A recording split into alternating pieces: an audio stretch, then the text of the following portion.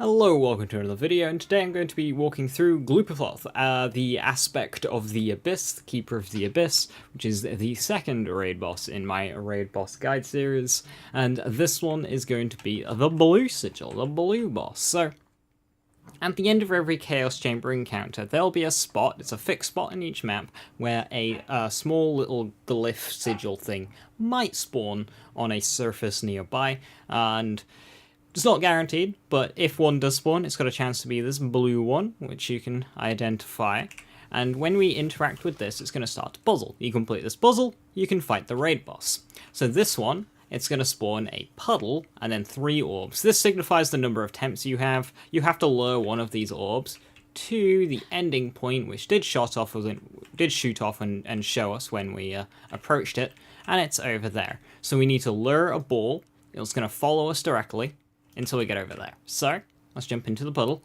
If you're in multiplayer, you all need to be in this puddle, but once it starts, I recommend that 3 people just run to the end and just have one person lure it around. It will always just chase the closest player. It can be a bit of a nightmare in open lobbies, I imagine, this particular lobby, this particular puzzle. And the goal is to get it to that bubble and shoot it once it gets close enough. So, I'm just going to lure it around. Going to jump on this. Continuously jumping is helpful because it raises like your average height, which means the ball stays as high off the ground. So I'm just going to lure it past that tree. And once it's safely passed, come over here. Yeah, we can just go to the exit now. Yeah, it's gonna follow quite slowly in a very direct straight line. And like Barkenstein, this puzzle will be used in the fight as well. This particular fight, the mechanic behind it is very important, although once you have it down, it's quite an easy one. So once I've completed that, I will now run to the end of the Chaos Chamber, and I'll catch you there. Right, once you've beaten the end boss of the Chaos Chamber, you'll get your exit portal, and then 2 portals will appear, a gold one and a red one. If you do not see the red one, it means you did the puzzle incorrectly. Now, a few like gear tips. Nice infantry load. There we go. A few gear tips. I would say the sawmill is just flat out the best overall weapon for this. It's just really, really good. But in the event that you don't have a frost sawmill, it's a bone boss, so you'll want frost. The liquid cooling does excellent. I would say, for me, it's my second best gun here. So I'm not going to use the sawmill, because I'm going to try and get a 2-phase just to show what happens if you don't 1-phase the boss, but the sawmill's good at 1-phasing.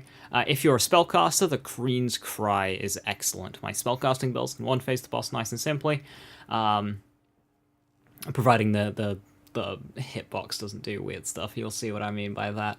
But yeah, liquid cooling is an excellent weapon for this. And then from there, it's just, generic guns damage, crit damage, all that good stuff.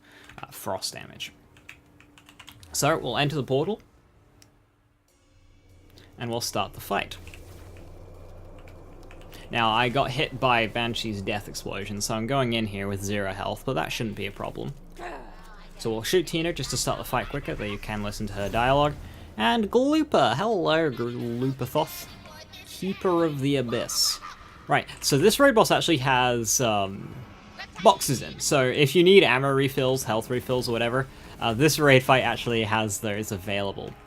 So the start of the fight, it's going to summon those 3 balls, and these balls behave kind of like the puzzle ones. They don't chase you as aggressively, so that's something to keep in mind. And then it's going to stand there, menacingly. You okay, bud? He's camera shy. There we go, cool. So this attack, all the tentacles glow red, and it shoots out these little explosive projectiles that'll explode into these balls that will float around. Alright, so now it's going to run to every corner of the arena.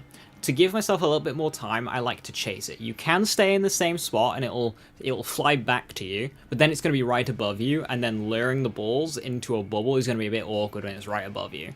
So I like to chase it here and go to this corner. 3 coiled are going to spawn, and I recommend trying to save your long cooldowns, because the damage phase is going to start soon. So you don't have to worry about dealing the damage to the boss early on. You can if you want. That's kind of awkward. That one should be good enough. Yeah, there we go. Cool. So now, those balls are going to try and fly towards you. Sometimes Glooper, like there, just kind of yeets them into the ground. But if you can lure them close enough to the bubble, shoot them, or have them explode next to the bubble will like grow and start rising. That's how you know you've done it. So here, you need to get ready to do your DPS phase, get all your enchants rolling, all that good stuff. And I recommend running to your left, Glooper's right.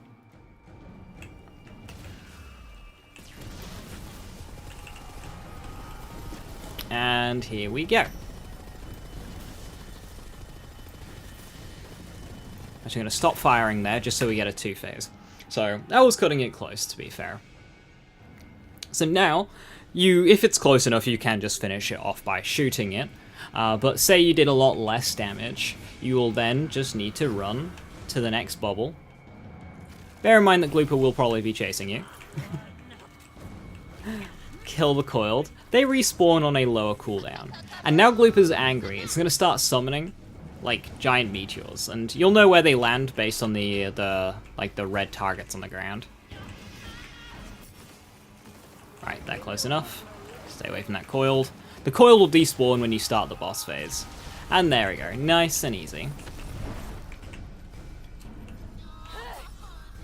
So if there's coiled after you, when you do that DPS phase, they will despawn. Just keep an eye out for like lingering spears and stuff.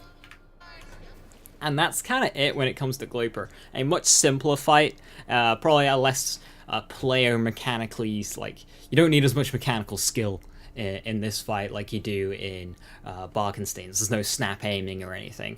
It's more just on positioning and making sure you're able to lure the tracking balls into the bubbles to be able to stun Glooper for those DPS phases. And then it's just a case of just, you know, DPSing the boss down. So yeah, if you want just a peek at my build. Thank you so very, very much for watching. Have a wonderful rest of your evening. Stay safe, stay awesome, and I'll catch you next time. Bye-bye. Oh, and it's worth mentioning that this boss drops, I believe, the Crossblade shotgun as a deady drop. Not guaranteed to drop it, but if you're lucky.